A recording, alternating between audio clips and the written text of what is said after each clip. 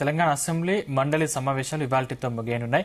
ఈ నెల 9వ తేదీన ప్రారంభమైన సమావేశాలు ఆ తర్వాత వాయిదా వేసి ఈ నెల 16 నుంచి తిరిగి ప్రారంభించారు. అసెంబ్లీ సమావేశాలు 7 రోజుల పాటు కొనసాగాయి. సభ్యుల నిరసనల మధ్య ఒకవైపు బిల్లులు ఆమోదం తెలుపుతూ ప్రశ్నోత్తరాలు 0 అవర్, మరోవైపు చర్చలను కొనసాగించింది. ప్రధాన ప్రతిపక్షం నిరసనలు చేసినా సస్పెండ్ చేయకుండా సభను కొనసాగించారు.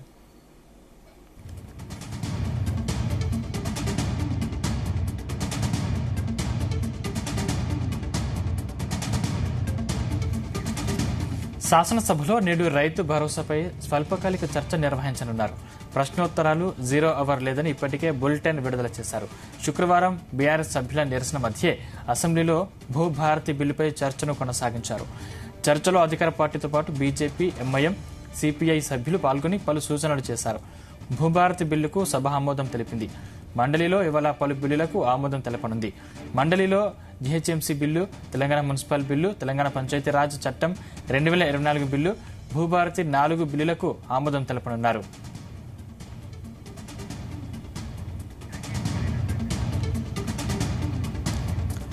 ఇదే అంశానికి సంబంధించిన మరింత సమాచారం మా ప్రతినిధి యాకేష్ అందిస్తారు. యాకేష్, తెలంగాణ అసెంబ్లీ సమావేశాలు వాడి వేడిగా కొనసాగుతున్నాయి. మొత్తం 7 రోజుల పాటు కొనసాగినటువంటి అసెంబ్లీ సమావేశాల్లో అటు ప్రతిపక్షం, ఇటు విపక్షం, అధికార పక్షం మధ్య కూడా చర్చలు వాడి వేడిగా కొనసాగాయి.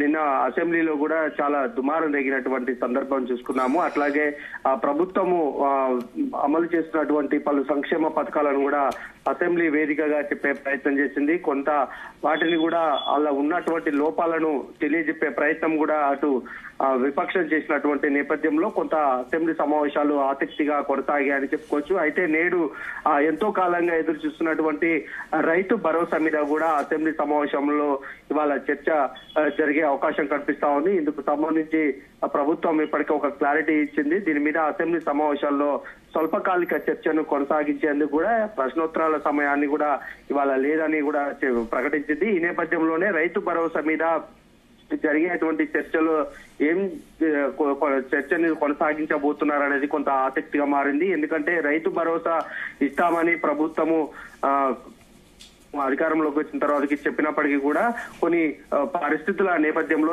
ఇవ్వలేకపోయింది. అనేక కారణాల కూడా ఈ రైతు భరోసాకు ఇవ్వలేకపోయినాం అనేది కూడా సీఎం రేవంత్ అటు మంత్రులు చెప్పినటువంటి నేపథ్యంలో ఇవాళ ఎలాంటి చర్చ కొనసాగుతుంది అనేది కూడా కొంత చర్చ కొనసాగుతుంది. ప్రధానంగా మనం చూసుకుంటే రైతు భరోసాకు ఇప్పటికే దాన్ని ఒక పకడ్బందీగా నిర్వహించేందుకు ప్రభుత్వం ఒక కార్యాచరణ రూపొందించింది. దాని మీద ఒక మంత్రుల సబ్ కమిటీని కూడా ఏర్పాటు చేసినటువంటి నేపథ్యంలో ఇప్పటికే ప్రభుత్వానికి ఒక నివేదిక అందింది. ఆ నివేదిక ప్రకారంగా కూడా ఈ రైతు భరోసా ఇవ్వనున్నట్టు తెలుస్తా ఉంది.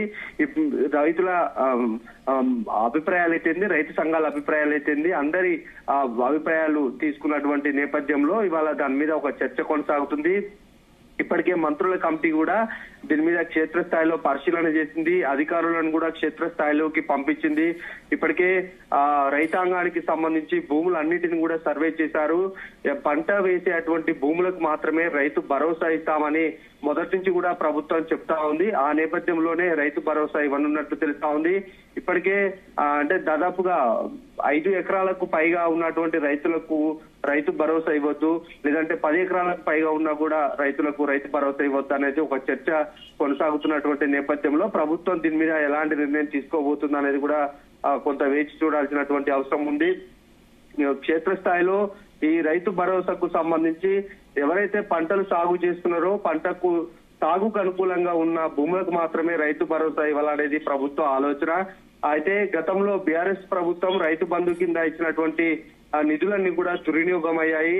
వేలాది వందలాది ఎకరాలు ఉన్నటువంటి రైతులకు కూడా ఈ రైతు బంధు ఇవ్వడం వల్ల కోట్లాది రూపాయల నిధులు దుర్వినియోగం అయ్యాయి అనేది కాంగ్రెస్ నేతలు మొదటి నుంచి ఆరోపిస్తున్నారు. అయితే ఇప్పుడు వీరిచ్చేటువంటి రైతు భరోసాలో కూడా వీటన్నింటికి కూడా బంద్ చేయాలనేది ఒక ఆలోచన ఉంది. అటు వెంచర్లు వేసినటువంటి భూములకైతేంది, బీడు భూములకైతేంది, వీటన్నిటికి కూడా రైతు భరోసా ఇవ్వద్దు. ఓన్లీ సాగుకు అనుకూలంగా ఉన్న వాటికి మాత్రమే ఈ రైతు భరోసా ఇవ్వాలి. అట్లయితేనే రైతుకు న్యాయం ఉంది. పంట సాగు చేసే రైతుకు ఆర్థిక కొంత చేదోడు వాదోడుగా ప్రభుత్వం అండగా ఉంటుందనేది ఈ ప్రభుత్వం చెప్పబోతుంది. దీని మీదనే ఇవాళ చర్చ కొనసాగబోతుంది. మరోపక్క అటు రైతులు ఎవరైతే రైతులు నిజమైన రైతులకు ఇవ్వాలి, అటు ట్యాక్స్ ప్లేయర్లు అయితేంది అంటే ఈ ఉద్యోగస్తులకు వీళ్ళందరికీ కూడా రైతు భరోసాని కట్ చేయాలనేది కూడా మొదటి నుంచి ప్రధానంగా డిమాండ్ వినిపిస్తా ఉంది. వారందరికీ కూడా ఈ ప్రభుత్వం రైతు భరోసాలో మొండి చేయి చూపించే అవకాశం చాలా స్పష్టంగా కనిపిస్తా ఉంది. రైతు భరోసా కనుక ఇస్తే రైతులు ఇప్పటికే దీని మీద పెద్ద ఎత్తున కూడా డిమాండ్ చేస్తున్నారు. 2 దఫాలుగా వచ్చేటువంటి రైతు బంధు ఆగిపోయింది. దీంతో రైతాంగం చాలా ఆర్థికంగా నష్టపోతుంది. ఇప్పటికే పంటలు వర్షాకాలం వచ్చినటువంటి నేపథ్యంలో వరదలకు వచ్చిన సమయంలో పెద్ద ఎత్తున కూడా పంట నష్టపోయింది. అప్పుడు కూడా ప్రభుత్వం నష్టపరిహారం పంటలకు అందించలేదు. రైతు భరోసా కూడా ఇవ్వకపోయిన నేపథ్యంలో కొంత రైతుల్లో అసహనం ఉందని చెప్పుకోవచ్చు. రుణమాఫీ చేస్తామని ప్రభుత్వం చెబుతున్నప్పటికీ కూడా రైతు భరోసా మీద కొంత రైతులు ఆధారపడడం, ఆ ఖర్చులకు రైతులకు పైసలు కొంత పంట పొలాలకు మందులకైతేంది, అటు కూలి పనులకు కూడా ఇవి కొంత ఆర్థికంగా వాళ్ళకు ఉంటాయి కనుక వాటిని ఇవ్వకపోయిన నేపథ్యంలో కొంత రైతులైతే ఈ రైతు భరోసా మీద అసహనం తోటున్నారు. ఇవాళ జరిగేటువంటి చర్చలో దీని మీద ఒక స్పష్టమైన విధి విధానాలు రూపకల్పన చేసే అవకాశం ఉంది.